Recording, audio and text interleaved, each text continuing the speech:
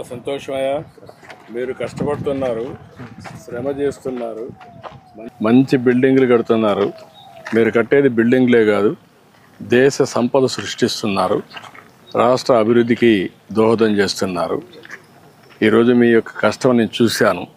5 సంవత్సరాలైతే ఇసుకు కూడా లేకుండా చాలా కన్స్ట్రక్షన్ మొత్తం ఆగిపోయింది. చాలామంది భవన నిర్మాణ కార్మికులు దెబ్బతిన్నారు. ఇప్పుడు దానికి కూడా నేను వచ్చినప్పుడు, ఇంత మునుపు ముఖ్యమంత్రిగా ఉన్నప్పుడే 1.5-2% డబ్బులు కూడా ప్రభుత్వం కాంట్రాక్టర్ నుంచి డబ్బులు సేకరించి మీకు భవన నిర్మాణ కార్మికులకు వెల్ఫేర్ ఫండ్ కోసం ఖర్చు పెడుతున్నాం. దాంట్లో కూడా కొంత డబ్బులు ఉంది. ఇప్పుడు మీరు చెప్పారు సెంటరింగ్ సామానం కావాలని, అవన్నీ ఇప్పిస్తాను. అదే మనం గేదెలు పట్టుకుంటా ఉన్నారు, అది కూడా వర్కౌట్ చేద్దాం. ఇవేం చేయాలో చేద్దారని చెప్తాను. అన్ని విషయాలు నీ విషయం కూడా మాట్లాడి నేను కలెక్టర్కి ఆదేశాలు ఇస్తాను, చెప్పి చేయిస్తాను.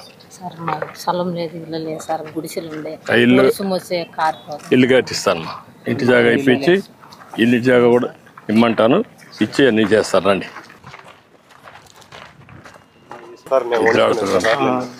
ఇక్కడ రాడ్ ఉంచుకుంటారు, ఏ సైజు కావాలంటే ఆ సైడ్ అవన్నీ కూడా దీంట్లో ఉంచారు సార్. కట్టుకునేదానికి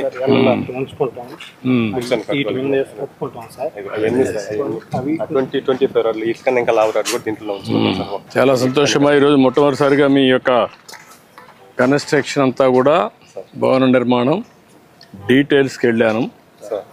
ఏదైతే మీరు చూశారన్నీ, ఏ విధంగా మీరు ఈ వేస్తున్నారో, పునాదుల దగ్గర నుంచి, కాలమ్స్ దగ్గర నుంచి, ఫుట్టింగ్స్ దగ్గర నుంచి, మళ్ళీ కాలమ్స్ దగ్గర నుంచి రాడ్ బెండింగ్ ఎట్టు చేస్తున్నారు, కాంక్రీట్ ఎట్టేస్తున్నారు, కష్టాలన్నీ చూశాను.